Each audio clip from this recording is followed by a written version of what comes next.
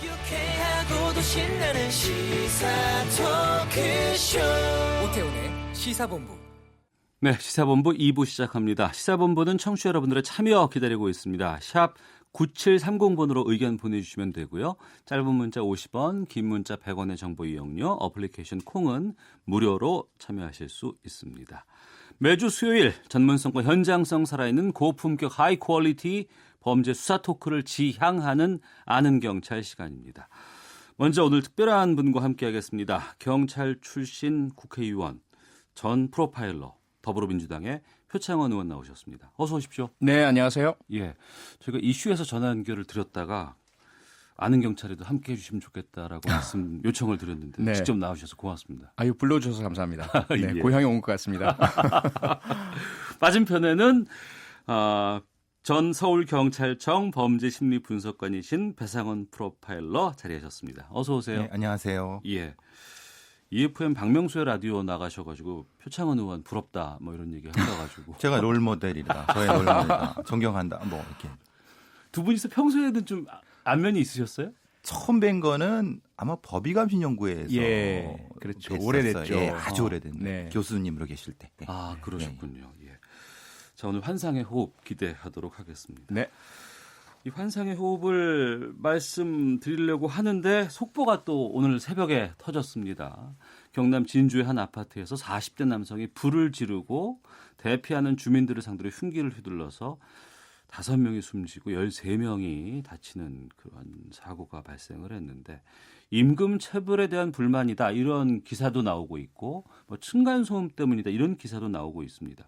지금 글쎄요, 뭐 우리가 예단하기는 좀 힘들겠습니다만 두 분께서는 어떻게 좀 보고 계시는지 궁금하네요. 표창원 의원께서 먼저. 네, 우선 저희가 이제 이런 사건이 발생하면 바로 직접적 원인 찾기에 너무 골몰하고 몰두하는데요. 예. 실제로는 그 직접적인 촉발 요인이 된 사건은 크게 의미가 없는 경우가 많습니다. 왜냐하면 사실 뭐 우리 배상원 프로파일러도 잘 아시지만 저희가 이런 그 동기와 이유를 알기 어려운 범행에 깔려 있는 것을 네. 되게 이제 세 가지로 보거든요. 만약 이게 화약 같은 걸로 봐요, 폭발물 같이. 이분이 가지고 있는 범죄자가 가지고 있는 그 개인적인 성향, 공격성과 분노의 문제, 그것을 늘 가지고 있는 거죠, 화약처럼. 여기에 이제 사회적 스트레스라고 하는 이 사람이 처해 있는 여러 가지 뭐 채무에 시달린다든지 또는 뭐 이성으로부터 거절당했다라든지 가족 관계가 안 좋다라든지 또는 뭐 그 세금 체납 등의 뭐 스트레스가 쌓인다든지 이런 것이 있다가 그것이 뇌관처럼 작용하거든요. 이 화약에 뇌관이 장착되어 있는데 불이 당겨지면 터지는 거잖아요. 예, 예. 이 당겨지는 불을 촉발 요인이라 하는데 그것이 이제 직접적으로 작용될 때는 어떤 때는 그냥 지나가는 사람의 기분 나쁜 눈초리 이것도 원인이 될 수도 있고요. 이번 사건에서도 과연 그것이 뭐 임금 체불이냐 층간소음이냐 이건 사실 커다란 의미는 없고요. 이미 예. 이런 일을 저지르기에 필요할 만큼의 그 심리 성격적 이상이 있고 그리고 이 사람이 처해 있었던 사회적 스트레스가 있다. 이것을 이제 찾아봐야 되겠죠. 예, 핵심적으로 그게 중심이 돼야 되는 거지. 지금 즉각적으로 나타나는 어떤 뭐 불, 이 어떤 터지는 요거 여기에 주목하게 되면 네. 묻지마 살인, 뭐 아니면 무동기 살인 이런 표현은 근거 없는 공포심을 국민들한테 줄 수가 있는 겁니다. 네. 그거보다는 예. 차분하고 과학적으로 풀어내갖고 그 원인에 대한 설명이 진행돼야지. 그래서 초기에 네이밍, 초기에 이름 붙이는 게 굉장히 중요합니다. 그래서 앞서 말씀드린 것처럼 이 사람이 무슨 어떤 단 한 번 어디 뭐 진찰을 받았다든가 정신적 이런 것들에 대한 의미를 너무 부여하게 되면은 네. 사건의 본질로부터 벗어날 수 있습니다. 예를 들면 임금체불이나 층간소음이라고 해버리면 그 네. 층간소음과 관련된 이웃분이 죄책감을 느끼게 되잖아요. 전혀 그렇지 않습니다.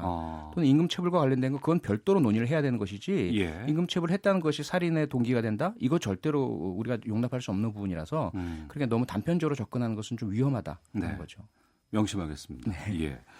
근데 이번 사건 피해자들을 보니까 주로 여성이거나 노인, 어린이 12살 어린이도 있었거든요.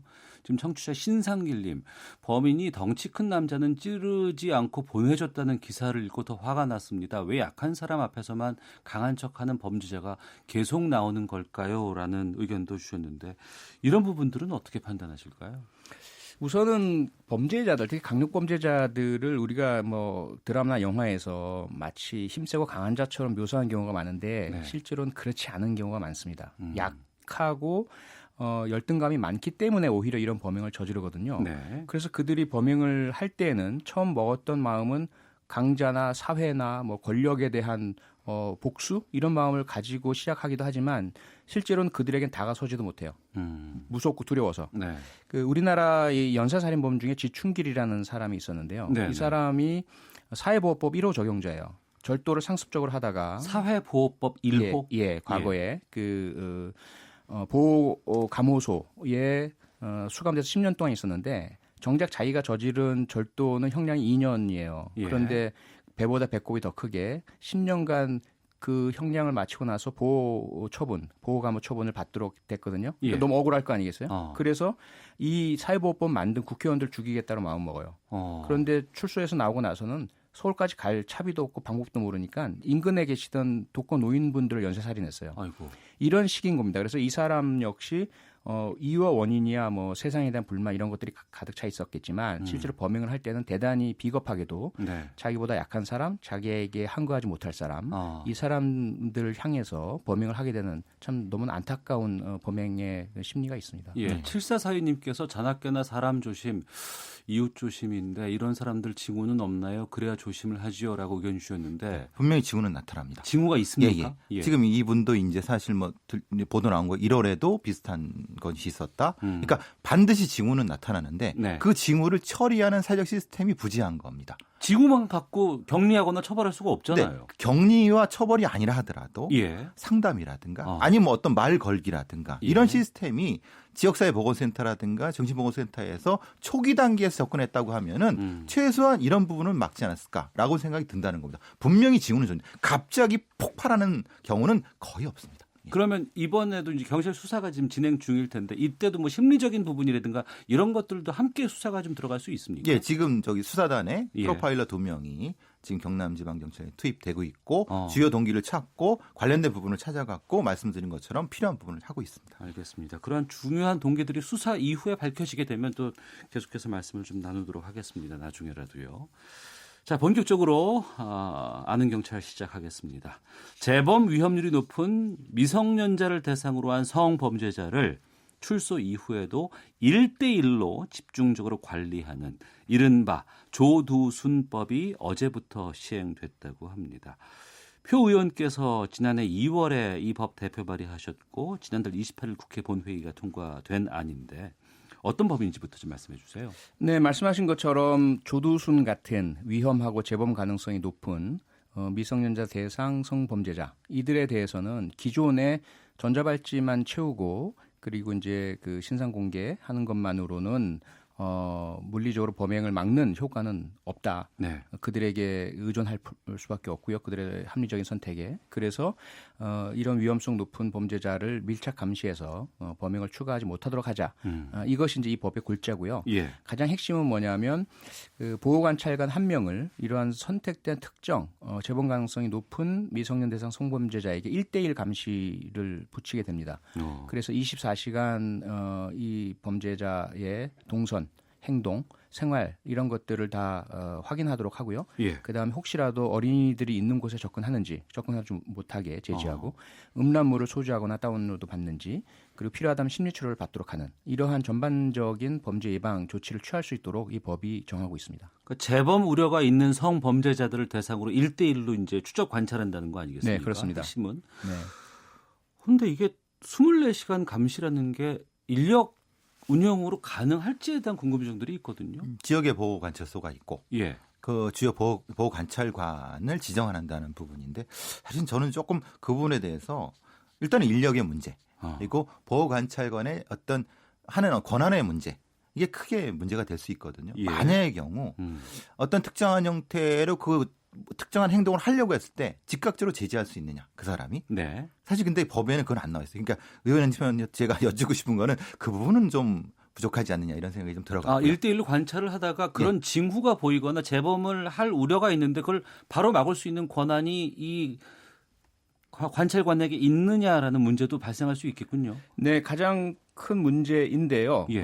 일단은 가장 좋은 것은 국민 여러분의 바람은 아예 못 나오게 하는 거죠. 교도소에 계속 있도록 해야 될 텐데 우리 헌법상 그것은 불가능하기 때문에 보호관찰관에게 그 밀착 감시를 맡기는 것이고 만약에 이러한 부대 조건이라고 하거든요. 전자 감응 장치, 전자발찌 부착의 부대 조건을 어길 경우 보호관찰관의 제지를 받지 않을 경우 네. 그때는 보호관찰관은 직접 뭐 체포하거나 하진 못하지만 경찰에 연락을 해야 하고 경찰이 이러한 보호관찰법 위반 혐의로 이후에 수사하고 입건하고 다시 형사처벌하는 이런 순서를 밟아야 합니다. 네. 그러다 보니까 이제 보호관찰관의 수도 부족하고 경찰과의 협력이 무엇보다 절실한 상황이고요. 예. 그래서 이 부분은 숙지로 남겨져 있어서 제가 국회에서 법무부에는 보호관찰관의 증원, 예산 편성 계속 그 촉구하고 노력을 할 것이고요. 네. 그다음에 이제 경찰과의 협력과 이후에 또 법 개정을 더 추가를 해서 추가적인 제지 효과가 날 수 있도록 거주지 제한이라든지 이러한 부분들을 더 확보할 수 있는 노력은 앞으로 해야 될 것 같습니다. 가장 걱정되는 겁니다. 왜냐하면 경찰은 경찰의 임무가 따로 있습니다. 그러니까 자기의 고유의 임무가 따로 있는데 예, 그렇죠. 예. 특정한 형태의 요청이 왔을 때 이걸 1순위, 0순위로 처리할 수 있느냐. 예, 추가 업무이기 때문에. 그렇죠. 그럼 지금의 현실적인 문제입니다. 지금도 사실은 보호관찰관이 이런 것을 하는 과정에서 문제가 생겼을 경우 요청을 하는데 후순위를 밀렸을 경우 그걸 누가 어떻게 처리하느냐에 예. 대한 부분은 사실 굉장히 좀 걱정이 되는 부분이다. 의원님 말씀하신 것처럼. 많은 분들이 조두순의 얼굴을 나는 모른다. 헌데 이 사람이 밖으로 나온다고 하더라. 근데 조두순은 또 피해자의 얼굴은 알 것 아니냐. 우리에게 조두순의 얼굴을 알려달라고 요청하는 분들이 많이 계세요. 근데 그 법적으로 지금 안 되고 있나요? 네, 신상공개 명령이 같이 부과가 되어 있긴 한데요. 예. 5년간 출소 이후 그 신상공개는 강력범죄자들에게 우리가 보는 것처럼 언론에 공개되는 이런 방식이 아니고요. 예, 예. 알림 2라고 해서 그 어플 혹은 인터넷에 접속해 들어가셔서 본인 인증을 하시고 그 다음에 그 거주지가 그쪽 인근임이 확인되면 이 사람이 어디에 살고 있는지를 알 수 있게 되고요. 예. 또 하나는 우편 통지 기능입니다. 우편 통지요? 네. 네. 그 조두순 같은 신상공개 대상 성범죄자가 출소하게 되면 이 사람이 그 뭐 셋집이든 살게 되잖아요. 예, 그러면 바로 그 이 사람의 주거지를 인근 같은 지역에 살고 계시는 분들 중에서 미성년 자녀가 있는 분들께 우편으로 통지하게 됩니다. 그러면 우리 옆 동네 몇 동 몇 호에 이러한 그 성범죄자가 있으니 조심해야 되겠구나. 그때는 이 사람의 사진도 들어가요. 예. 문제는 이 사진을 그렇게 접근 권한이 있는 분이 그렇지 않은 분에게 공개하면 그건 또 범죄가 됩니다. 아, 그래요? 처벌 대상이 돼요. 그래서 지금 말씀하시는 것은 일반 국민들께서 언론 방송이나 인터넷 등에서 이 조두순의 얼굴을 볼 수 없다. 이것은 맞는 이야기고요. 예. 하지만 인근에 거주하는 분들은 보고 알 수 있다. 이 부분은 좀 이해를 해주셨으면 감사하겠습니다. 예. 제일 어려운 부분입니다. 이게 이제 흔히 아무리 범죄자도 범죄자의 인권이 있는데 네. 그것을 개인정보보호법 때문에 그걸 돌려볼 수 경우는 사실 법의 문제가 되는 부분인 거. 그러니까 그걸 어떻게 조화시킬 것이냐의 문제들인 거고요. 네. 아까 저기 의원님 말씀하신 분에 제가 좀 첨언하면은 실제로 경찰의 지구대에는 지역의 우범 관련된 우범자들 관리하는 부분 기능이 있거든요. 예. 근데 문제는 그거는 이제 경찰의 기능 중에서 순위가 떨어지는 기능입니다. 근데 지금은 이제 보호관찰관이 하는 기능은 여기 있는 겁니다. 이걸 어떻게 통합하느냐가 지금 제가 보는 바에는 의원님 말씀하신 그 대안에 대한 해결책이 조금이나마 될 수 있는데 아직은 이 접근이 잘 안 되고 있는 상태입니다. 예. 현실적으로 경찰 업무가 상당히 힘들고 빠듯하고 인력도 좀 부족하고 충원도 지금 요구하고 있는 상황인데 거기에 이제 법이 바뀌고 나서 추가로 업무들이 더 부과가 된다 그러면 그 업무들을 순위 차원에서 좀 판단해야 할 때 그때 고민들이 좀 있을 수도 있겠군요. 네, 그리고 과거에는 우범자 관리라는 것이 경찰의 어떤 그 권한 중에 하나로 인식되었는데요. 예. 지금은 대단히 조심스러운 영역.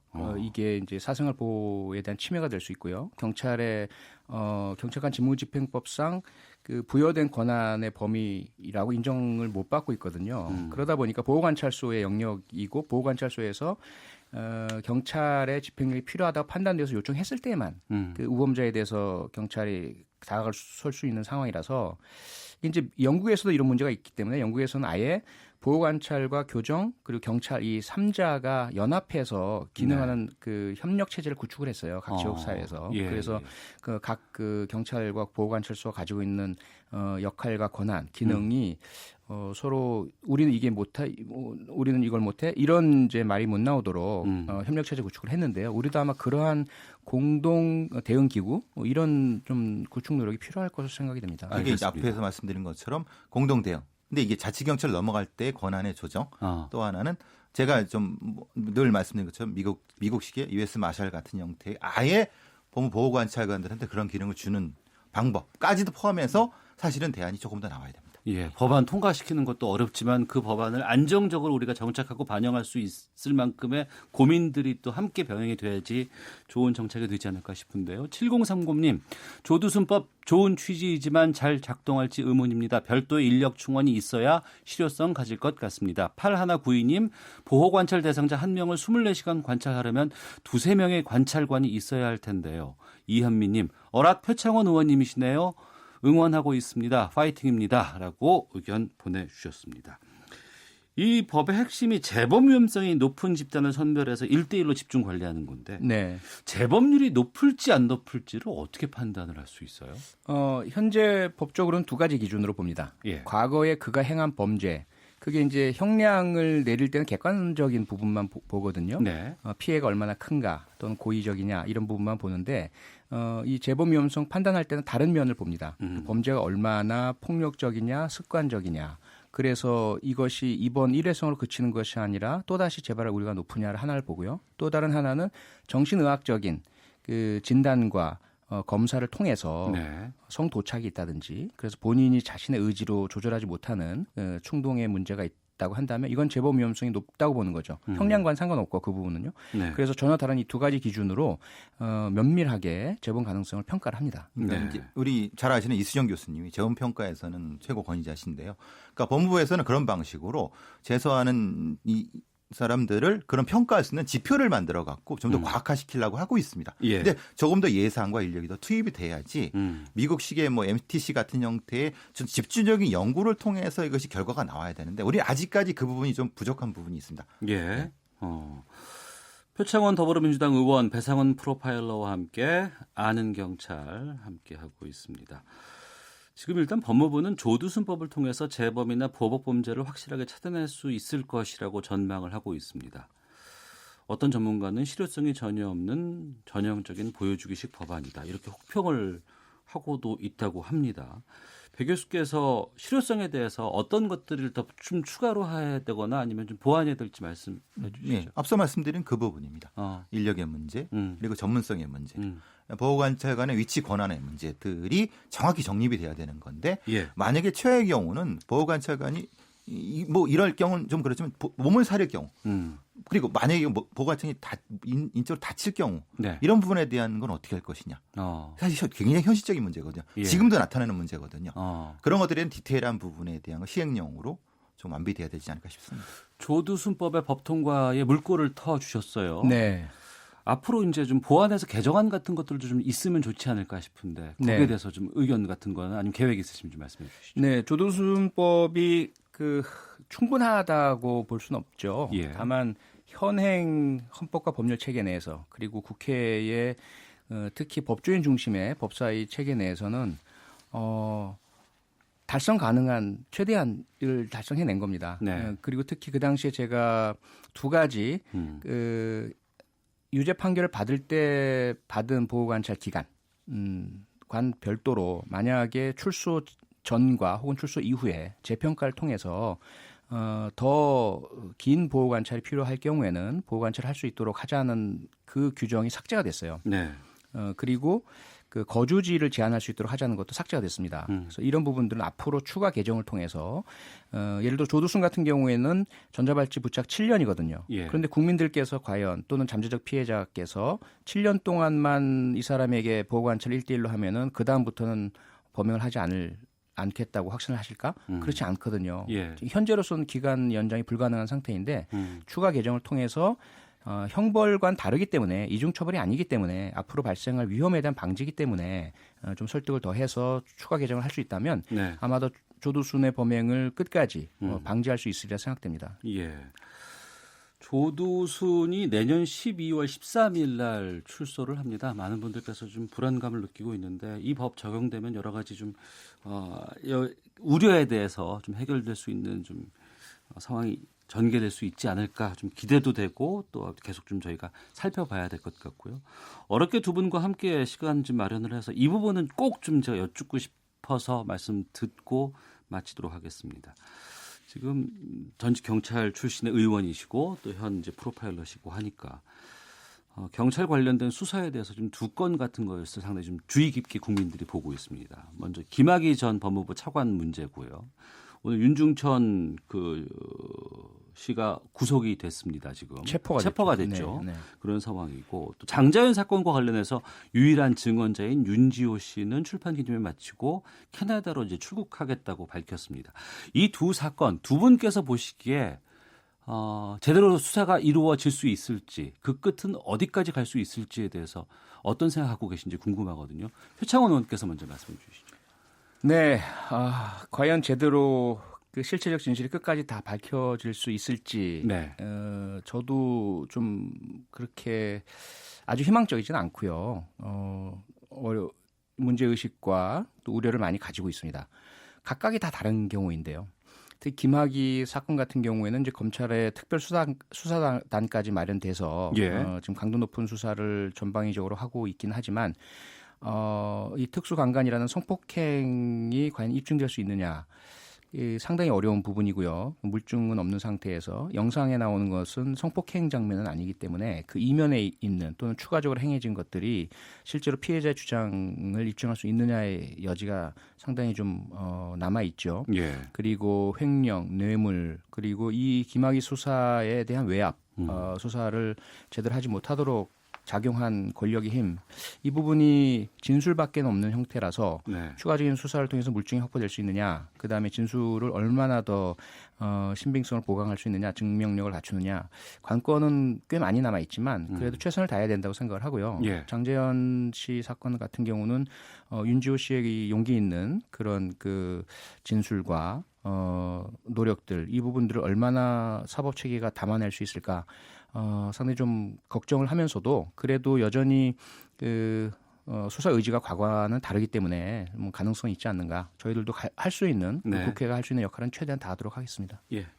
사실은 저는 조금 회의적인 부분이 있습니다. 사실은 이제 후자 같은 경우는 결국은 특검으로 갈 수밖에 없지 않느냐. 왜냐하면 검찰이 검찰 내부를 정리할 수 있느냐.